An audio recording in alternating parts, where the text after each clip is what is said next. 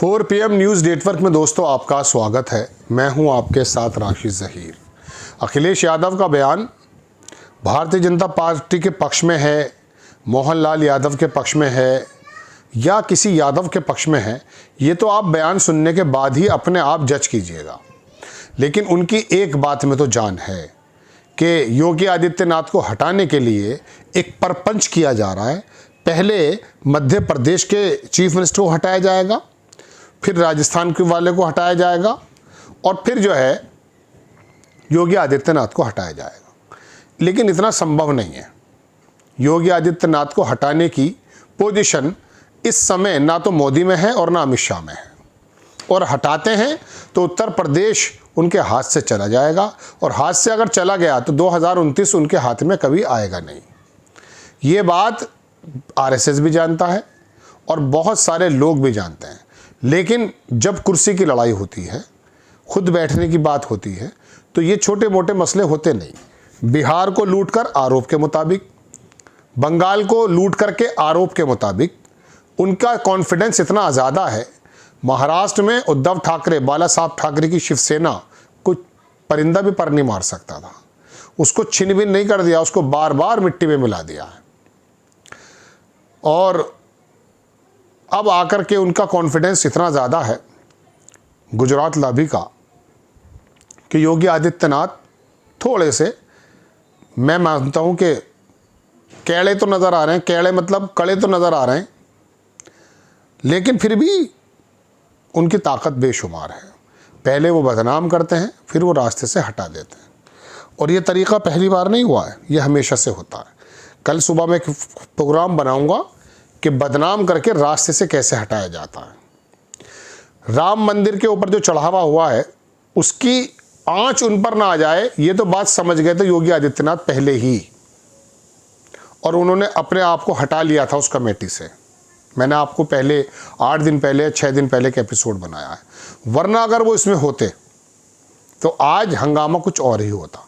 लेकिन फिर भी उत्तर प्रदेश में अनियमितता हुई है, वो समझ रहे हैं आला कमान के लोग कि किसको कैसे हटाना है। पहले अखिलेश यादव का बयान सुने, और मुझे इसमें यादव की थोड़ी सी भाईचारा नजर आ रहा है। देखें आप। मोहन यादव जी को बदनाम करने के लिए ये बीजेपी ने साजिश की है, और अगर मोहन यादव पे ये आरोप है तो उत्तर प्रदेश के मुख्यमंत्री जी ने तो 300-600 एकड़ जमीन ली है। आप लोग समझते नहीं बात को। ये कोई नई बात थोड़ी है कि उन्होंने कोई जमीन ली है। अगर उन्होंने जमीन ली है तो पुराने वो रियल एस्टेट का काम करते थे। आप ये क्यों भूल जाते हैं कि जो मध्य प्रदेश के मुख्यमंत्री हैं वो रियल एस्टेट का पहले से जमीनों का काम करते थे। क्या ये बीजेपी नहीं जानती कि वो जमीनों के काम करते थे? तो अब ये आरोप पता है क्यों लगाया जा रहा है? बीजेपी रास्ता ढूंढ रही है कि 3 मुख्यमंत्री कैसे बदलें। वो मुख्यमंत्री बदलना चाहते हैं, इसलिए आरोप लगवा रहे हैं। ये बात तो पहले भी तो पता होगी जब रजिस्ट्री हुई होगी। बिना रजिस्ट्री की कोई जमीन ले सकता है, क्या कब्जा कर सकता है? तो जब रजिस्ट्री हुई है तो सरकार को पहले ही पता था। बदनाम इसलिए कर रहे हैं कि उन्हें मध्य प्रदेश का मुख्यमंत्री हटाना है, राजस्थान का मुख्यमंत्री हटाना है, और इन 2 को इसलिए हटा रहे हैं कि उन्हें उत्तर प्रदेश के मुख्यमंत्री को हटाना है। ये हटाने की साजिश चल रही है। आप बात ही नहीं समझ पा रहे हो। पहले ये बीजेपी के लोग बदनाम करते हैं, पहले बीजेपी के लोग बदनाम करते हैं। मोहन यादव को बदनाम करने के लिए ये कर रहे हैं, और यूपी के मुख्यमंत्री को हटाने के लिए ये प्लानिंग कर रहे हैं कि एक तो मध्य प्रदेश का हटा दो, एक राजस्थान का हटा दो, संग में यूपी का भी हटा दो। लेकिन यूपी की जनता जानती है ये हटाएं न हटाएं, इस बार साइकिल इतनी तेज चलेगी कि अपने आप हट जाएंगे लोग। ये आपने वीडियो देख लिया है, तो मैं क्या पूछना चाहता था अखिलेश यादव जी से कि क्या सिर्फ यही वजह है कि योगी आदित्यनाथ को हटाने के लिए मध्य प्रदेश के सीएम को हटाया जा रहा है? आपकी यही बात है, या इनके आगे जो यादव लग रहा है उसकी वजह से कुछ दिल के अंदर मोहब्बत पैदा हो गई है?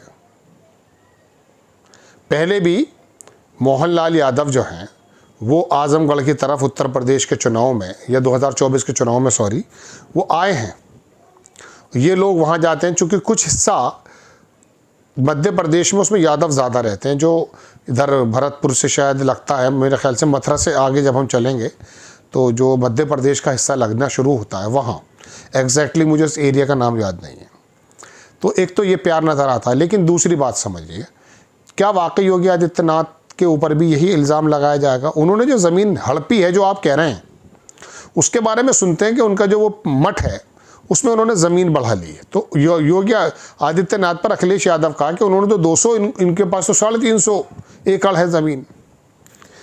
ये मोहनलाल यादव के परिवार के पास है, भले वो पहले काम करते हों या अब मुख्यमंत्री बनने के बाद कुछ हाईवेज निकल रहे थे उसमें हो गया हो, जैसा कि बता रहे हैं वो। लेकिन क्या योगी आदित्यनाथ के परिवार पर भी ज़मीनों का नाम है, रजिस्ट्रियाँ हैं?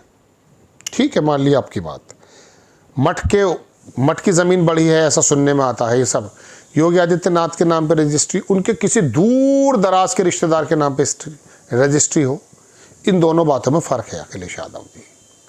वो आदमी अगर मिसाल के तौर पे ज़मीन को किसी तरीके से ख़रीद रहे हैं या ले रहे हैं या कुछ भी कर रहे हैं, आपके अनुरूप उन्होंने हथिया ली है या पकड़ ली है ज़मीन, तो वो मठ के नाम पर कर रहे हैं या मंदिर के नाम पर कर रहे हैं। मैं ये नहीं कह रहा कि वो सही हो रहा है, गलत तरीके से ज़मीन का कब्जाना तो गलत है, चाहे कोई भी करता हो, अगर अखिलेश यादव सही कह रहे हैं।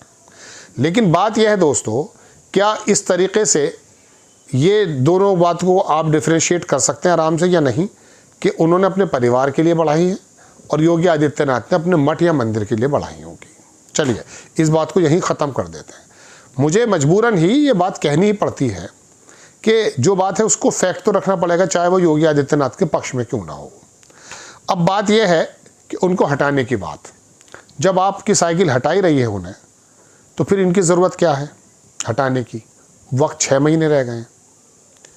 हाँ, इतना ज़रूर है कि पर्सनैलिटी को डिफेम करना है, तीसरी बार मुख्यमंत्री बनने के लिए योगी आदित्यनाथ को थोड़ा सा, जितने उपयुक्त वो नज़र आ रहे हैं उतना उपयुक्त ना छोड़ा जाए।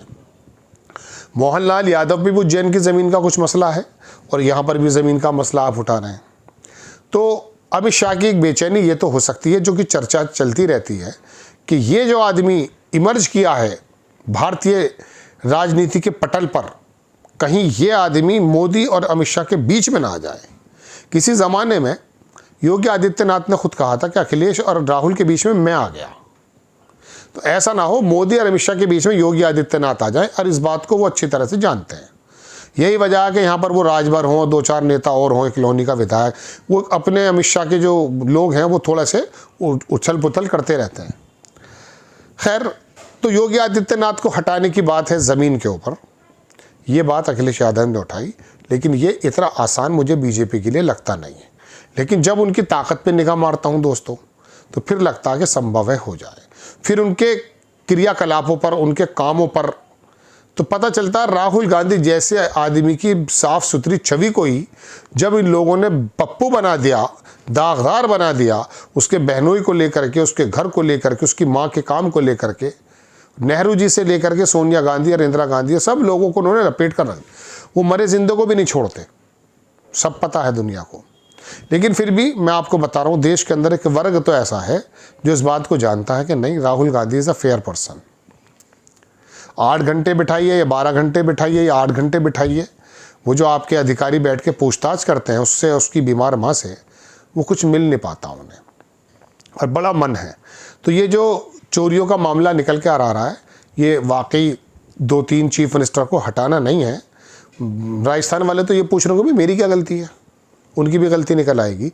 गलती किसी की नहीं है, दरअसल ये बीजेपी और मोदी सरकार पर जो अंतर्राष्ट्रीय स्तर पर, इंपोर्ट और एक्सपोर्ट लेवल पर जो हालात आए हैं, जो कमज़ोरी आई हैं, जो नुकसान आए हैं, जो सुनामी आई है अर्थव्यवस्था को लेकर के, उसको छुपाना चाहते हैं, क्योंकि राहुल गांधी इस बात को बता चुके थे कि देश के हालात क्या होने वाले हैं। तो ऐसे में रिशफल करके मुख्यमंत्रियों को हटा करके ये बताया जाता कि देखिए हमने बिल्कुल जो भी थोड़ा बहुत अनियमितता थी हटा दिया, फिर हम देखिए फ्रेश हो गए, अब हम काम करेंगे, नए शानदार लोगों की टीम लाएं, फिर हटा देंगे। तो ये इनका काम होता है, एक तरीका होता है। वैसे जो अदल बदल होता है ना, उससे लोगों को एक थोड़ा सा भरोसा हो जाता है, एक सुकून मिल जाता है, एक थोड़ा सा हल्का सी थपकी मिल जाती है। जय हिंद।